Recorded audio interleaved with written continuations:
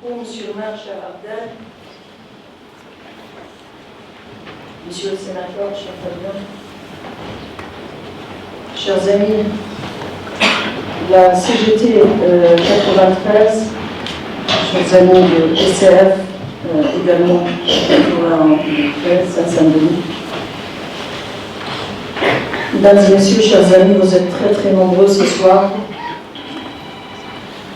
Et permettez-moi de commencer par parler de, déjà, le choix du jour, le choix de la date, est très important.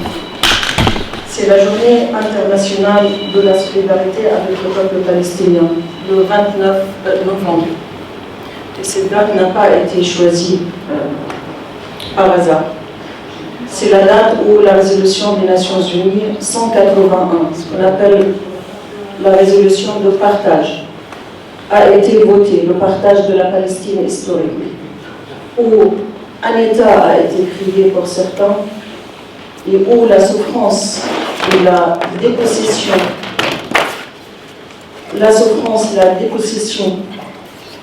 et le déni des droits et l'injustice d'un autre peuple a commencé, où la Nakba de tout un peuple a commencé. Et ce jour est, depuis une quarantaine d'années, voté par les Nations Unies, marque la journée internationale de solidarité avec le peuple palestinien. Car c'est à travers la solidarité et avec la solidarité qu'on arrivera vers la justice. C'est notre chemin commun et c'est notre responsabilité commune également de lutter pour les valeurs universelles, pour leur application, mais surtout lutter pour les droits inaliénables. Le premier, le droit à l'autodétermination du peuple palestinien, à la liberté, à l'indépendance, dans son État indépendant et souverain dans les frontières de 67 avec Jérusalem-Est comme capitale. Chers amis, notre histoire n'a pas commencé depuis 14 mois, n'a pas commencé le 7 octobre. L'histoire du peuple palestinien et la souffrance et le déni de droits du peuple palestinien a bien commencé il y a 76 ans cette année. 76 ans d'un déni total, d'une déshumanisation totale et une invisibilisation du peuple palestinien et de sa quête juste, sa quête vers la liberté. Depuis 1948, Israël a mis minutieusement, tout l'appareil de l'État israélien a mis minutieusement une politique d'apartheid, une politique de nettoyage ethnique et une politique de colonisation, un régime colonial, génocidaire. Le génocide qu'on est en train de voir se dérouler en direct devant nos yeux depuis 14 mois à Gaza a été mise en œuvre dans l'ensemble des territoires palestiniens occupés depuis 76 ans. On est en train de le voir aujourd'hui en amplifié, en concentré devant nos yeux. Mettre en péril l'intégrité totale ou en partie d'un peuple. Et mettre un peuple dans des conditions qui porteront atteinte à son intégrité physique ou mentale. Certains disaient aujourd'hui, non, génocide, il faut exterminer un peuple entier. Non. Un génocide est un génocide quand il y a l'intention de porter atteinte à l'intégrité physique ou mentale de tout un peuple, à exterminer tout un peuple. À Srebrenica, les victimes du génocide à Srebrenica étaient 8000, pas pour minimiser, mais c'était 8000, ce n'était pas le peuple entier qui était exterminé. Et ça a été considéré comme un génocide parce que l'intention d'exterminer un groupe national a été là. Et ça, c'est le cas malheureusement dans la Palestine. Les déclarations publiques ne manquent pas, ils sont bien documentés, ils sont publics. Et aujourd'hui, on voit des vies brisées dans la bande de Gaza, des femmes et d'enfants assassinés, exterminés, déchirés, brisés. Et le fondement de la survie de tout Palestinien dans la bande de Gaza est atteint aujourd'hui. Tout fondement d'une existence est détruite. C'est l'humain, et c'est le matériel également. Mais c'est l'humain, tout d'abord. Quand je dis nos enfants, nos femmes, nos mères, nos frères, nos voisins, nos amis, nos aînés, nos professeurs, nos médecins, nos journalistes, nos scientifiques, nos infirmiers, nos secouristes, nos artistes, tout le monde est un cible dans la bande de Gaza pour Israël. De l'autre côté de la patrie, en Cisjordanie et à Jérusalem-Est occupée, c'est toute une politique de nettoyage ethnique aussi qui est mise en place.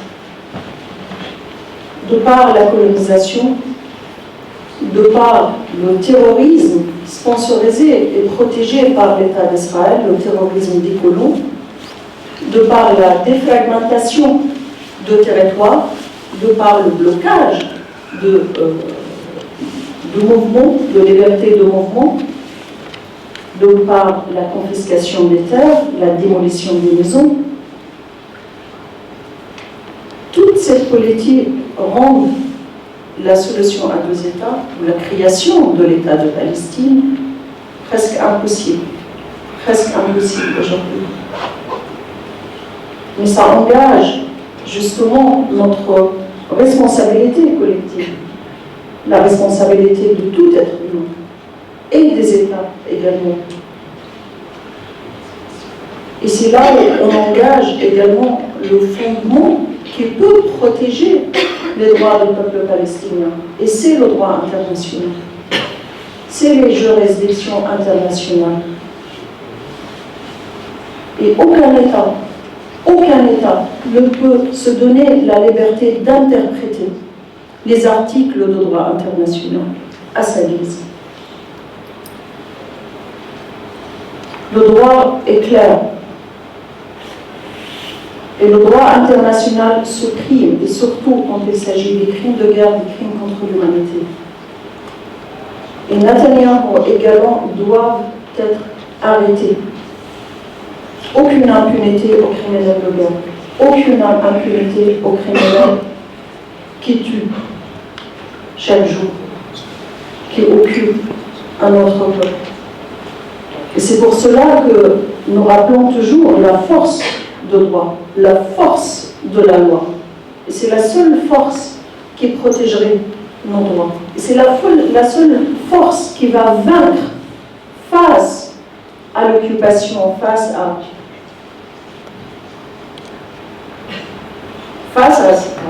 cette réalité sombre.